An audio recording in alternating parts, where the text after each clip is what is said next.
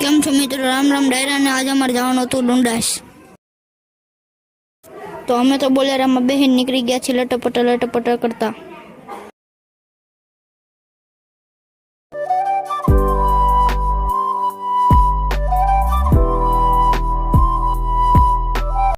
તો અમે તો પૂગી ગયા છીએ ડુંડાસ. તમને બહારથી દર્શન કરાવી દો, અંદર અલાઉડ નથી. જો ડંકો વગાડે છે. તો અમે તો જઈએ છીએ મંદિર તરફ.